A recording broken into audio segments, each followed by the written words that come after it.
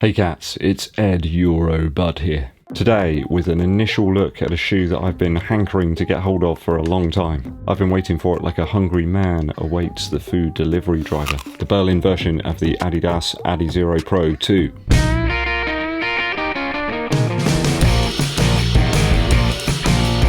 Thanks for tuning in guys and sticking with me here on EDDBUD Running Shoe Reviews. You will notice that I've been slightly incapacitated through no fault of my own, but I'll get to that in a little while. Just want to say a big thank you to all of you and your nice messages, positive messages, keeping me going today because it's been a bit of a roller coaster. And not like a fun one either. If you're new to the channel, make sure you do hit that subscribe button and also click the bell for notifications of when I roll those new videos out for you. And it really does help the channel out a great deal if you give this video a thumbs up like. A majestic shoe here guys, one of the best looking running shoes I can remember. It's even got flames on the midsole. It's not enough to put me off. So obviously I've reviewed this shoe before, the Adizero Adios Pro 2. You guys know that I like it. So today we'll focus on the aesthetic feast that we have here in the new version of the shoe. So a mainly black and transparent mesh here on the Berlin version of the Adizero Adios Pro 2. You've got those wonderful silver 3-stripe hits on the lateral side. Yes, they're big, and yes, I love them. The tongue here is that neoprene style material that we've seen before, with a little bit of padding in specific areas. You've got the yellow and orange Adizero logo there, along with the modern Adidas graphic on the top edge of the tongue. The rear heel cuff there, oh, it's just wonderful. Just a little bolt of blue there in the back. A striking deeper blue there appears on the end of the black laces too. The same colour actually adorns the padding inside the heel collar with that grippy feel that locks in your foot. It really is something, guys. You have to experience it. It sounds odd, like it's not going to work, like something coarse there in the back. How is that going to be comfortable? But it does, it really works. Just eliminates heel slip completely in this shoe. There's a nice soft textile inside the upper of the shoe that stretches around right to the eyelet runs as well. If you look closely inside, more holes perforate the back fabric for extra breathability. And all in one, the upper just rocks really, man. I don't think there's anything that I would change about it. And you got the awesome Berlin Marathon logo there on the medial side of the shoe. And of course the midsole indicator there, 39mm. Of course it's vastly taller than that in my bigger size. Someone tried to school me the other day and said, oh Ed, you know, you've got the midsole stack height wrong. And it's like, no, they scale with the sizes. It's true. Onto the midsole now. A strong red slash there through the upper part of the Light Strike Pro midsole. Set atop that partly yellow flame type section on the lower part of the midsole. I think the top layer of the midsole brings about an almost Vaporfly 4% Flyknit vibe here. And the flames almost remind me of the midsole on the Air Jordan 5. I think you can also get that flame design on some of Nike's custom by you versions of the next percent, or at least you could do when that was a thing, back when they actually had people, you know, in their factories making shoes, which doesn't seem to be a thing anymore. Onto the outsole, and the Continental rubber's tacky and grippy as it's ever been. That section actually right in the toe area is really grippy. The other sections are a little more coarse, a bit like sandpaper I suppose. I do remember comparing that stuff to Beast's tongue. If you don't know who Beast is, it's this black cat that kind of bosses me around all the time. Cats, yeah. I can dig cats. I think the red lines there indicating where the energy rods are an interesting addition on this version of the shoe. Kind of gives it a bit of a Boston Dynamics sort of vibe. And I guess it gives us an insight into how long the energy rods might be. They're quite long. I mean, you wouldn't want to step on one, would you? You kind of do, I suppose, when you wear this shoe. And you got the standard black swathes of rubber either side of the heel. So I went for a UK 11 this time, guys, rather than an 11.5. I think that makes this the equivalent of a US 11.5 or a EU 46. So it's a little more snug, but ideal. You can get away with a reasonably thick sock, and it's still pretty much spot on. These come in about 8 grams lighter than the first pair I got, which were an 11.5. So a 1/4 ounce more nimble. And boy, can you feel it. Well, yeah, sort of. It's a very slight difference. I think you need very sensitive feet to be able to feel the difference, to be honest. Even the insole here features that Berlin Marathon graphic, along with some multicoloured dots. It's quite fetching. I think you'll agree. So overall, was it worth the wait? I've been trying to get these for weeks and weeks, praying, hoping that they would re-release them. And yes, it is. They are truly fantastic, better in hand in fact than I thought they would be. It's an absolute banger of a shoe, this one. Size wise, no real problems using this for a half marathon. Would I benefit from having a little bit more toe room in the 11.5? Maybe.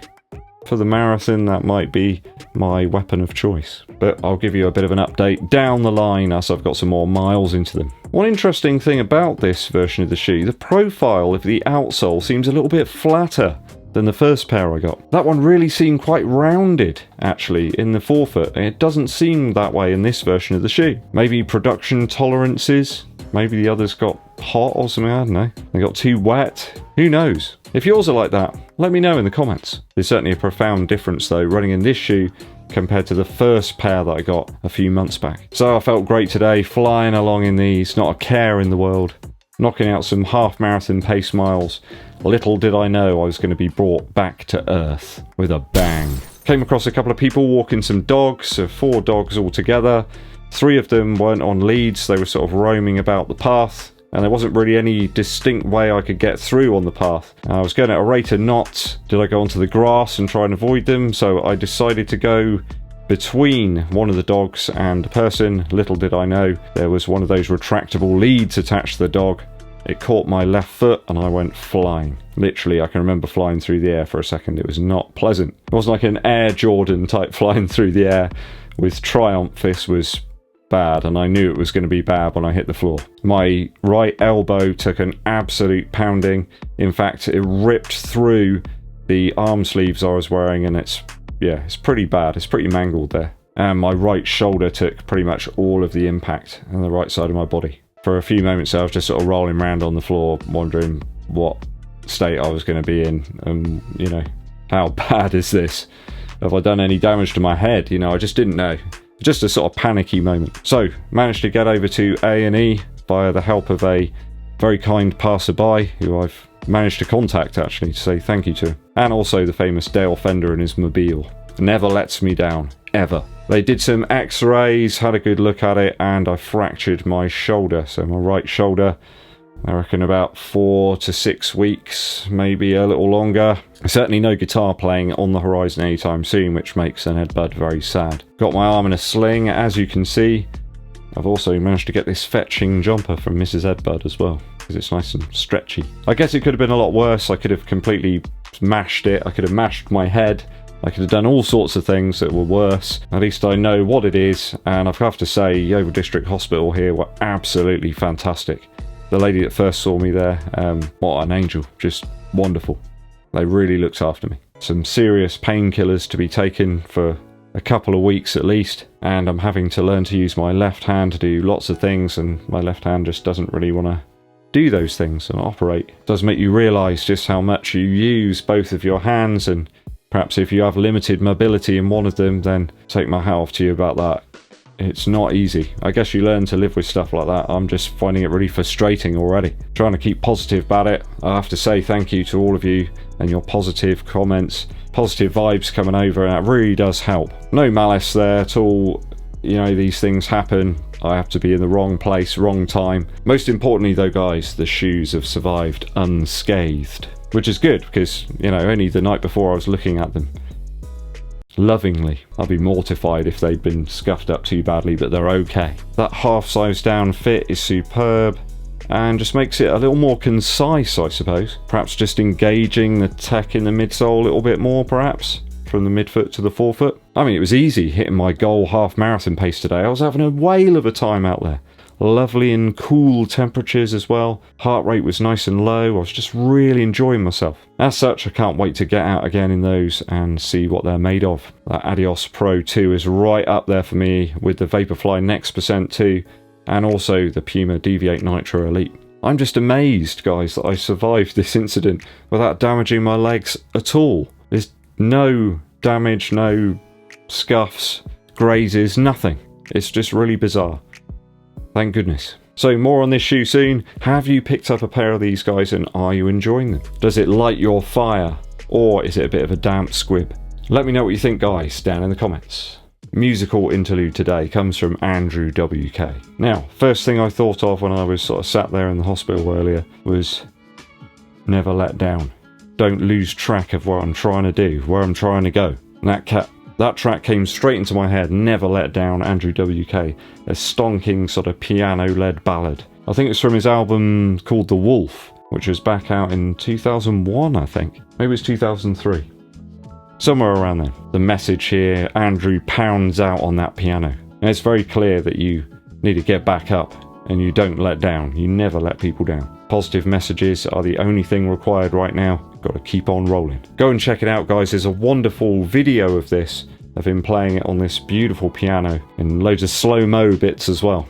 It's kind of like a Kafuzi video meets Andrew WK. Thanks for sticking with me to the end of today's video, guys. It's always appreciated. If you haven't done so already, guys, please hit that subscribe button. We'll also click the bell for notifications so you get notified, hopefully.